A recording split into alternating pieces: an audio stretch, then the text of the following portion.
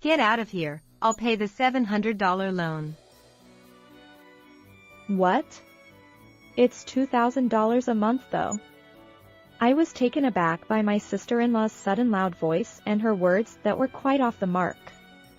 However, during that time, she became even more hostile towards me. I won't let my younger brother and his wife do whatever they want in this house anymore. From now on, my husband and I will be living in this house. Saying that, my sister-in-law told me to leave the house. It seemed like she was doing the same thing to my husband as well, and was determined to drive us out. Well, if that's what my sister says, let's leave. My usually calm husband said that, so I decided to leave the house with him. Afterwards, my sister-in-law and her husband had an unexpected future waiting for them, but they only found out about what happened to them after we left, a month later. My name is Jessica. My husband and I both work. My sister-in-law attacked us and tried to drive us out of the house we lived in. The first trigger of the incident was that my husband and I decided to live with my parents-in-law. At that time, Lisa, my sister-in-law, wasn't in the US accompanying her husband who was on an overseas assignment. During that time, my parents-in-law asked us to live together with them in their house where they lived. I was surprised. What? We're going to live together? We're already old, aren't we? If we live alone at our age, we don't know what might happen. So I think it's better for us to live together with our son and daughter-in-law. We were asked to come to their house suddenly, and when we arrived, we were told that they wanted us to live together with them. Neither my husband Michael nor I could have expected this. Originally, Michael and I met on a matchmaking app. Even if you meet someone on such an app, there are various patterns such as not contacting each other after meeting once, or losing contact while keeping in touch. However, even in such a situation, Michael exchanged emails with me many times and we became closer by going out to eat together many times. When I was thinking, I like him, it seems that Michael was thinking the same thing as me. After 2 years of dating, Michael and I decided to get married. Our parents, both mine and Michael's, were very happy about our marriage, as we are close in age. Someone was not sure whether the person was happy or not about our marriage. The person was Lisa, who is my sister-in-law. She is Michael's real sister and is 3 years older than him. At the time when our marriage was being discussed, she had already been married for a year. She was proud of the fact that she, as an older sister, got married before her younger brother Michael. I can't believe Michael can get married. Compared to me, an elite, Michael, who is just an ordinary person, is worthless. But well, it's good that he got married, isn't it? The partner seems to be just an ordinary woman who is far inferior to me. She threw a wet blanket on Michael, who was in a happy mood about the marriage, with such words. I was surprised too. Even after that, Lisa continued to make fun of me and Michael. My husband is going on an overseas assignment. He's a rising star. I'm fluent in French too, so of course I'm going to follow my husband on his overseas assignment. Well, I don't think Michael and his wife, who are just ordinary people, can imagine our brilliant life. I didn't feel angry, perhaps because her way of making fun of me and Michael was too childish. It's not that I'm generous, but rather, she, who dismisses us as insignificant, was the one who was insignificant to me. Michael seemed to be used to Lisa's behavior and had the same smile as always. I also thought that if Michael wasn't angry, I wouldn't react and wouldn't say anything back to Lisa. It must have been commonplace for Lisa to continue to make fun of her younger brother without saying anything, but it seemed to bother her that I didn't react either. Lisa asked me, Jessica, are you really okay with Michael as your partner? Although I'm older than him, he is just an ordinary person who is not as good as a woman like me. No, Michael is a special person to me. I answered like this because I loved Michael myself, but Lisa didn't seem to be satisfied with my answer. But isn't a woman's happiness to marry a man with a high value and be supported by him? Just being in a high position makes you feel great, doesn't it? Certainly, there are people who think that it is a good thing to marry a husband who earns a lot of money and be supported by him. However, I am not a person who thinks such things, so I tilted my head and answered, I don't think so. With that answer, Lisa seemed to think of me as someone who was incompatible with her, a loser who couldn't agree with her own sensibility. Well, since you're going to marry Michael, you're just an ordinary type, aren't you? Both of you will have an unhappy life without creating anything from now on. But there are many people in the world who have no choice but to live such a life, so don't rot and do your best. I thought it was terrible to say such things to the two of us who were about to get married and be happy. Michael seemed to be used to Lisa's behavior and had the same calm demeanor as always. Watching him, I thought that I didn't even get angry about what Lisa said to me, and I was able to calm down. A while after we got married, Lisa and her husband went overseas. However, our parents-in-law, who had been living with Lisa and her husband until then, suddenly became lonely when the two of them were gone, and asked us to live with us this time. We had no reason to refuse, so we started living together with my parents-in-law under the condition that they would live with us until my sister-in-law and her husband returned from overseas. And then, what do you think happened? Lisa's husband's assignment period was extended, and before we knew it, Michael and I had been living with our parents-in-law for 10 years. During those 10 years, I also became pregnant and gave birth to a healthy baby boy. However, there was one thing that worried me.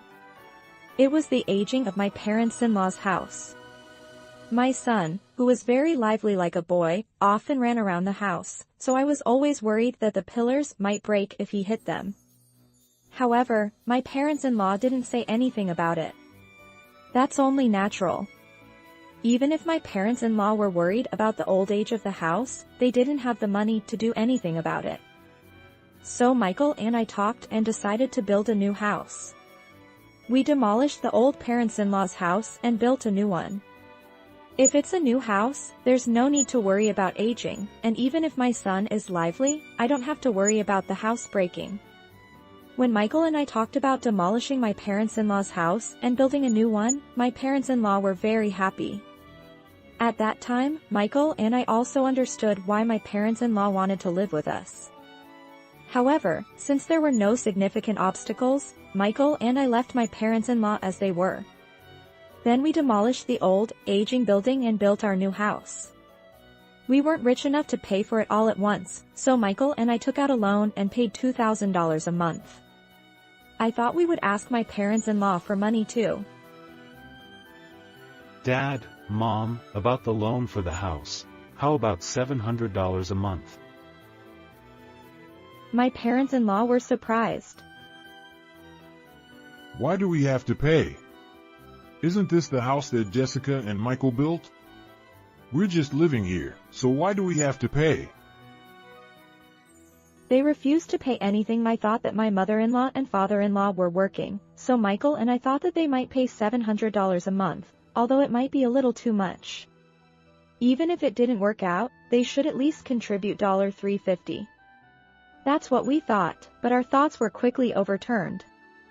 My father-in-law and mother-in-law insisted that we built the house on our own and refused to pay any money. Since there was no point in arguing, Michael and I decided to manage the monthly loan repayment somehow.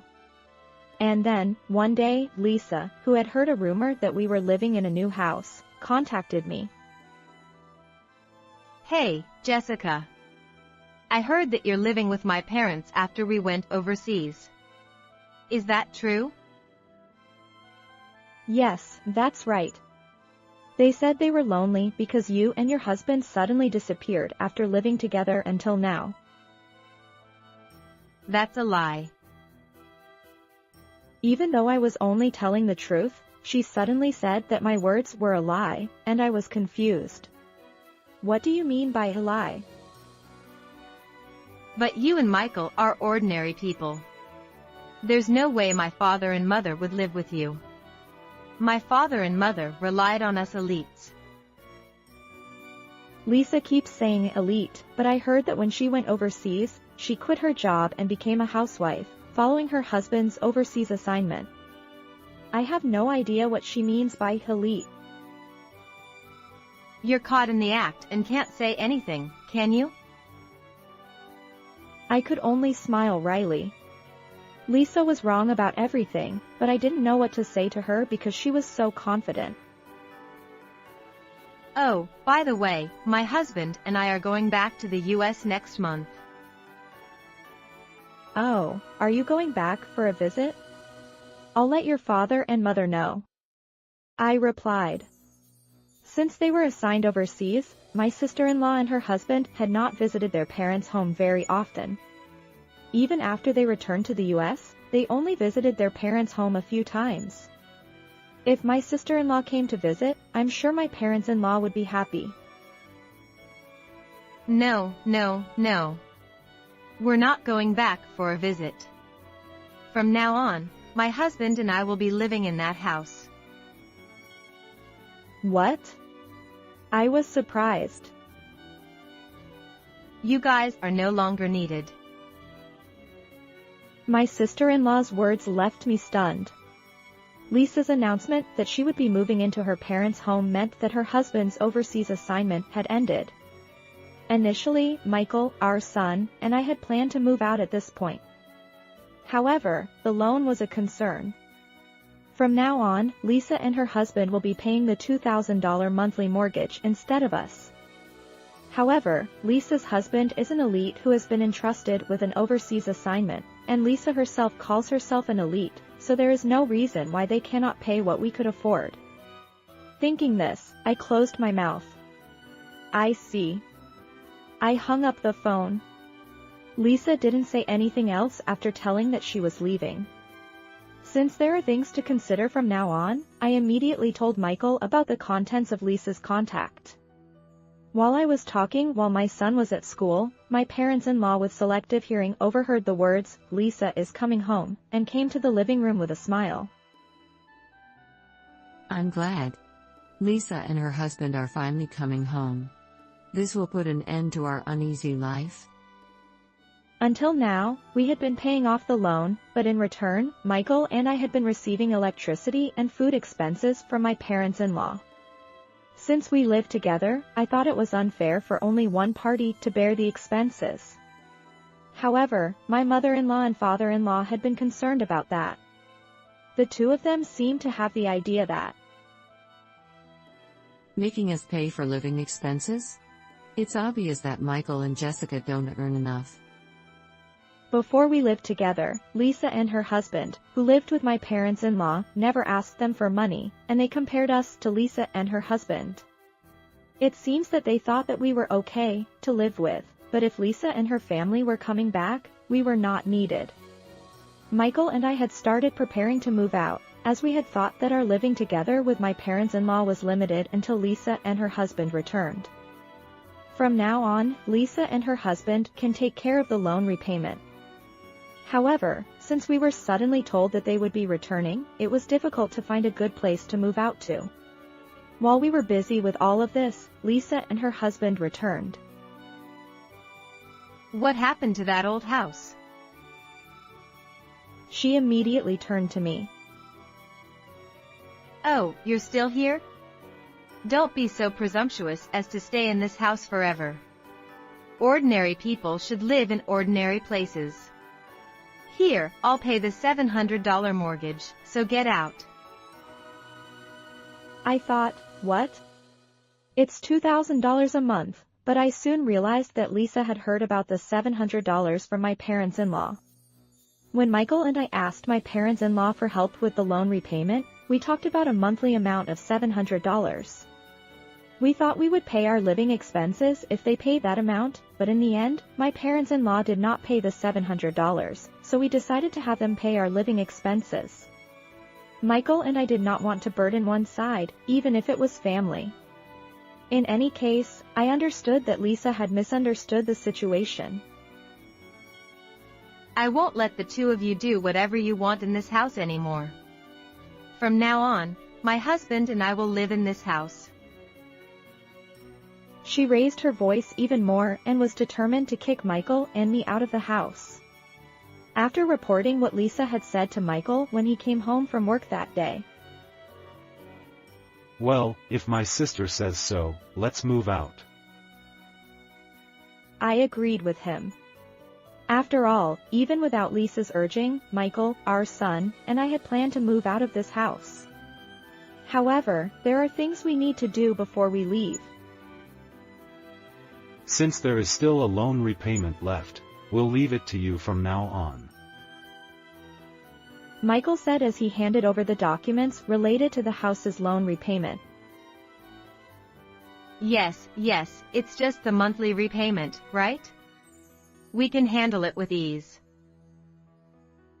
Lisa and her husband said, readily accepting the responsibility of repaying the loan from now on. Michael and I can now leave the house with peace of mind. We thought it would be better if the period of living together was short from the beginning, and above all, we didn't want to live with my parents-in-law, who have a little bit of an impolite side, because we thought our son would be going through a sensitive time from now on. On the day Michael, our son, and I moved out. You're finally leaving, huh? I heard from Mom and Dad. You've been getting your living expenses from them until now? Even though you're a couple with a child, how can you survive with that? You don't have any money, but you're raising a child? She said a lot of, but we were too busy moving to listen to her words. We didn't have time to listen. Well, Lisa saw that we were too busy moving and not listening to her words. How dare you? But despite all that, we were able to move into our new home. My parents-in-law were in a celebratory mood every day, as if they were very happy that Lisa and her husband had returned, and they didn't seem to be interested in our move. Lisa, on the other hand, seemed to feel that if we left quickly, nothing else mattered, so we didn't tell my parents-in-law or sister-in-law where we were moving. Thanks to that, we were able to prevent my parents-in-law and sister-in-law from barging into our new home.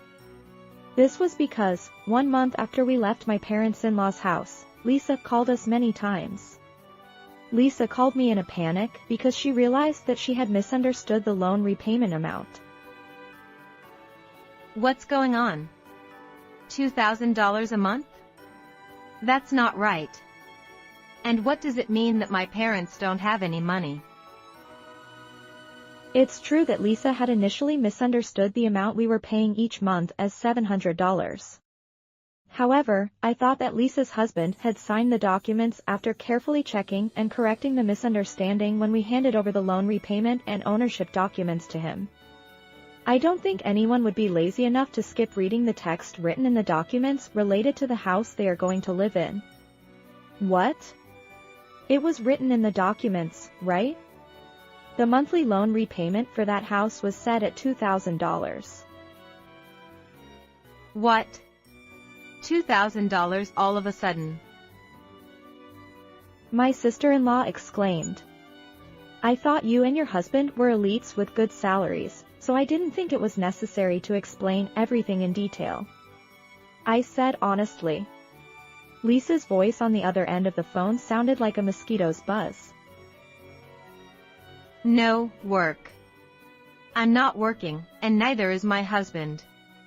He messed up while he was overseas and came back with a lower salary than before.